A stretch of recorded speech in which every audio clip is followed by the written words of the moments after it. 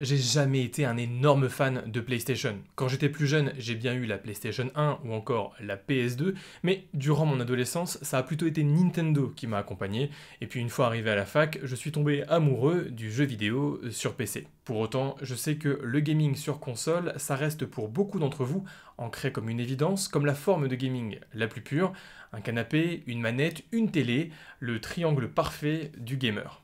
Et puis même moi, depuis l'enfance, je reste marqué par les nuits que j'ai passées sur GTA San Andreas, sur Spider-Man 1 ou encore sur les Crash Bandicoot. Et je reste aussi marqué par cette jouabilité si particulière et si agréable à la manette de PlayStation. Ça fait donc 10 ans que j'étais sur PC, j'avais envie de redécouvrir un petit peu l'univers de PlayStation. Et depuis quelques mois, eh bien, j'ai une PlayStation 5 à la maison. Et oui, cette console, c'est la PS5 et elle est sortie en 2020, il y a 3 ans. Et si les tests à la sortie, c'est bien, c'est aussi intéressant de prendre du recul et de se reposer les questions plusieurs mois, voire plusieurs années après, pour savoir comment la technologie a vieilli. Et donc là, c'est ce qu'on va faire aujourd'hui pour savoir si, en 2023 et 3 ans après sa sortie, la PlayStation 5 vaut toujours le coup.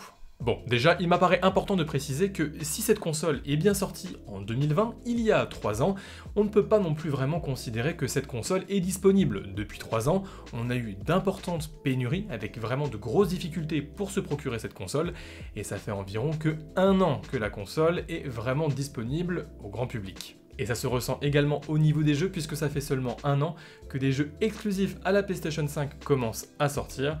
Mais là, la pénurie c'est bel et bien fini, vous pouvez assez facilement vous procurer une PlayStation 5 avec 2-3 avantages, quelques promos par-ci par-là, et même la possibilité de pouvoir acheter votre console en reconditionné. Et ces promotions sont d'autant plus fréquentes que Sony vient de sortir une nouvelle itération de sa PlayStation 5, une sorte de version slim qui remplace l'ancien modèle.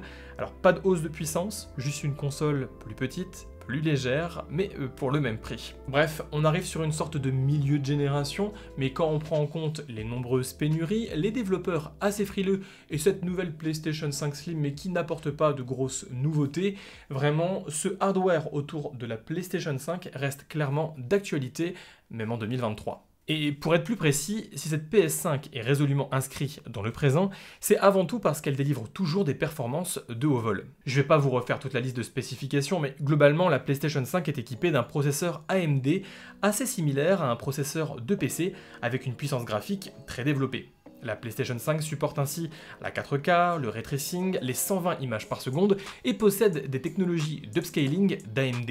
C'est-à-dire de faire tourner le jeu dans une résolution plus faible et d'augmenter la résolution par la suite pour améliorer les performances. Dans cette course à la puissance, la PS5 se fait distancer de près de 20% par la Xbox Series X. Et surtout, on reste sur une console à 500€, donc les performances sont bien plus faibles qu'un gros PC gaming, avec une puissance brute environ 6 fois plus faible. Mais grâce à une architecture maîtrisée et à la force de frappe de Sony, on peut encore une fois observer l'importance de l'optimisation des jeux. En fait, c'est simple, peu importe le jeu que je lance sur cette PS5, j'ai l'impression d'être sur une machine beaucoup plus puissante. Les graphismes sont excellents, l'usage du ray tracing bien maîtrisé, et jouer sur ma nouvelle TV 4K en 65 pouces ne laisse apparaître aucun défaut visuel majeur ou un aliasing trop marqué. Je suis vraiment impressionné par les performances de cette console, on a un vrai gap graphique par rapport à la PS4 et ça va aller en s'améliorant. De plus en plus de jeux sont exclusifs aux consoles de nouvelle génération, et donc les jeux vont de mieux en mieux exploiter la puissance de ces consoles. Quand je vois le rendu des jeux qui tournent sur la PlayStation 5, je ne me dis clairement pas que cette console est 6 fois moins puissante que la carte graphique présente dans mon PC. La seule vraie différence, ça va surtout se jouer en termes de taux de rafraîchissement. Là où ma carte graphique est capable en 4K de monter à plus de 60 images par seconde, on se rend bien compte que sur cette PlayStation 5, il faut faire des concessions et que majoritairement, la 4K propre, vous allez la trouver à environ 30 images par seconde. Là, avec Spider-Man 2, un jeu extrêmement bien optimisé, on arrive à avoir jusqu'à 40 images par seconde et déjà, ça change beaucoup. Donc voilà, on n'aura pas des hauts taux de rafraîchissement, mais on pourra se contenter quand même d'une jolie 4K à environ 30-40 images par seconde et je trouve que c'est déjà pas mal. Petit point également sur le SSD installé dans la PlayStation 5, il est bien plus rapide que la concurrence, presque 2 fois plus que sur Xbox Series X, et c'est vrai que les jeux se lancent très rapidement. Mais le plus saisissant, c'est notamment dans Spider-Man 2 où la carte du jeu charge quasiment instantanément malgré la rapidité des personnages.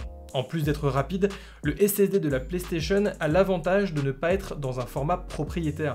Il suffit en fait tout simplement de retirer le capot de la PlayStation 5 et d'ajouter une barrette mémoire au format M2 NVMe. C'est simple, pratique et plus économique que les cartes mémoire propriétaires sur Xbox. Ensuite, un truc que j'aime beaucoup avec la PlayStation, c'est tout l'écosystème que Sony a construit autour de sa console. Là où Xbox sort sa console, sa manette et son casque audio, Sony, lui, va beaucoup plus loin. On retrouve en effet un des meilleurs casques VR actuellement disponibles sur le marché, avec le PSVR 2. On retrouve aussi, pour les abonnés au PS Plus, un service de streaming de films. Il y a quelques jours est sorti le PlayStation Portal, sorte de console portable pour streamer sa PS5, et tout un ensemble de manettes et de casques audio, avec la gamme Pulse, la gamme InZone ou encore des écouteurs sans fil. Bref, en partant sur la PlayStation 5, on fait également le choix d'un écosystème plus grand, plus dense, avec plus de choix et plus d'accessoires, un petit peu à la manière d'Apple d'ailleurs. Mais si vous voulez vraiment jouer sur console avec un son de qualité, eh bien j'ai probablement le produit qu'il vous faut grâce à JBL, le sponsor de cette vidéo. Et ne passez pas trop vite ce passage puisque j'ai un concours pour vous. Perso, je suis extrêmement fier et heureux d'avoir JBL comme sponsor de la vidéo du jour. Moi, à la maison, ça fait déjà presque 3 ans que j'utilise un Quantum 600 et c'est un casque vraiment génial. Mais là, JBL vient frapper encore plus fort avec le Quantum 910 qui existe dans 3 variantes. Le 910p pour l'écosystème PlayStation, le 910X pour Xbox et le 910 tout court pour ordinateur. Le Quantum 910p, c'est le casque gaming le plus haut de gamme de JBL. Depuis quelques années, la marque s'est hissée comme une référence dans les casques de jeu et j'ai pu m'en rendre compte par moi-même lors de la Paris Games Week où même les joueurs e-sport utilisent ces casques. Et en vrai, ça se comprend. Ce 910 est bourré de technologie, avec un son sans fil sur console, mais également haute résolution qui est compatible son spatial, on a des lumières RGB qui sont trop stylées, on a une réduction de bruit active pour mieux vous isoler, 45 heures d'autonomie, c'est compatible en même temps en sans fil et en Bluetooth. En plus de ça, et comme vous pouvez l'entendre, le son du micro est vraiment de bonne qualité. Pour jouer en ligne, c'est idéal, mais on pourra également se servir de ce casque sans problème pour passer des visios ou faire des calls, puisque en plus, ce casque est compatible, comme je vous le disais, en Bluetooth et en sans fil, et on peut utiliser les deux en même temps, c'est-à-dire passer un appel en Bluetooth tout en jouant à son jeu et en ayant les deux sources audio en même temps. Bref, s'il ne vous fallait qu'un casque, eh bien c'est clairement celui-ci. Si ça vous intéresse, n'hésitez pas à aller checker les liens dans la description, et puis si vous voulez tenter votre chance, je vous fais gagner le petit frère du 910p, le 360p, un casque lui aussi designé pour l'écosystème de PlayStation. On y retrouve le son sans fil pour PlayStation, mais également le son spatial ou encore la connectivité Bluetooth.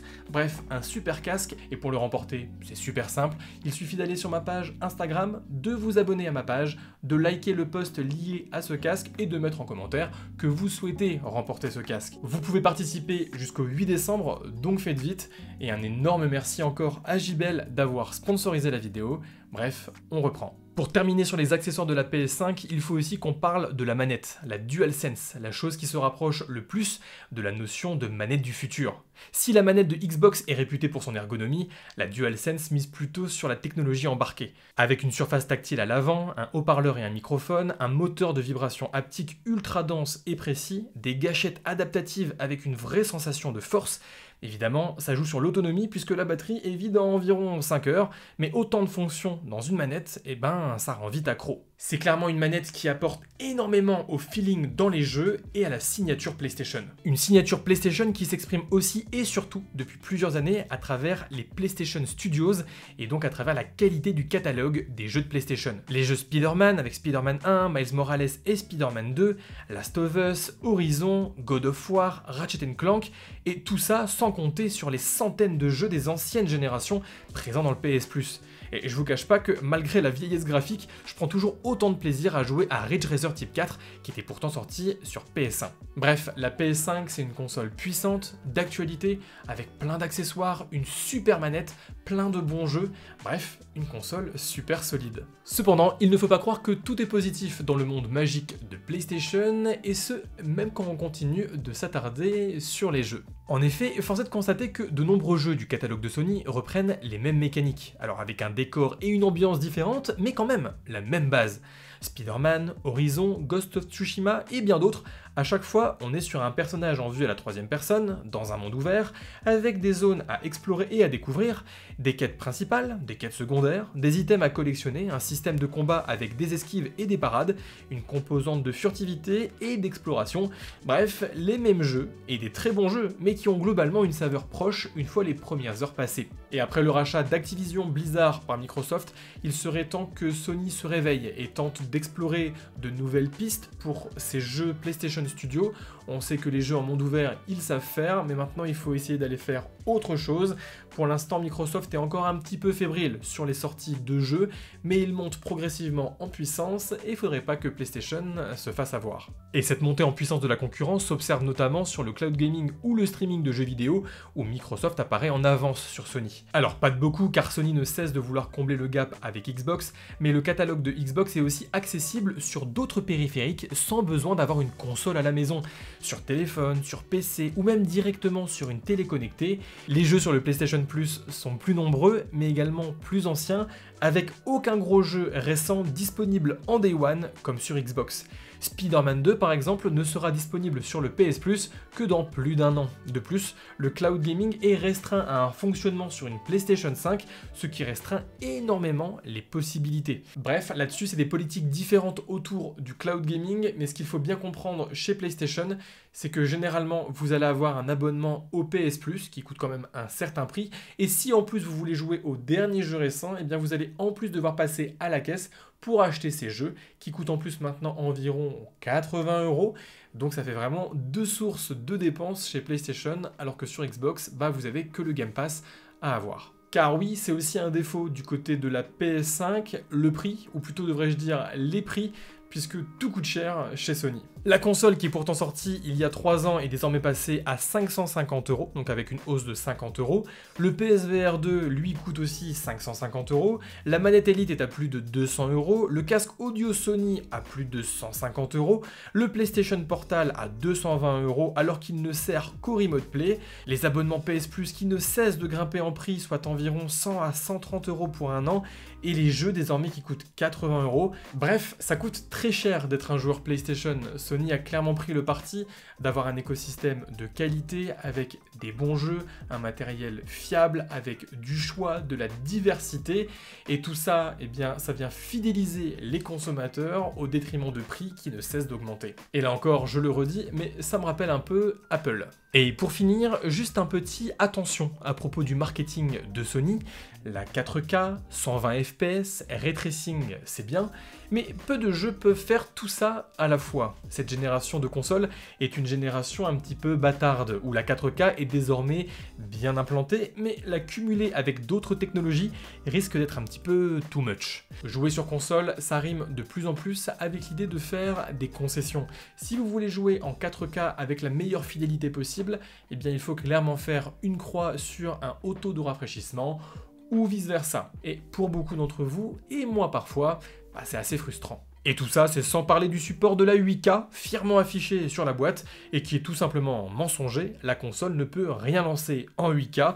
Bizarre. Mais bon, on arrive sur la fin de cette vidéo et je pense que vous l'avez compris, cette PlayStation 5, c'est clairement une console que je peux vous conseiller en 2023. Perso, je suis vraiment content de reposséder une PlayStation à la maison, surtout que les jeux produits par Sony sont clairement de haute qualité. Les importantes pénuries ont clairement ralenti le démarrage de cette console qui donne l'impression au final de n'avoir qu'un an. Alors oui, cette PS5 n'est pas parfaite, on l'a vu. Alors déjà, elle est lourde, elle est grande, pas facile de la planquer chez soi, puis je la trouve toujours un petit peu chère, 550 €, faut les sortir. Mais si vous vous posez quand même la question de l'achat, clairement, c'est une super machine, donc foncez, vous le regretterez pas.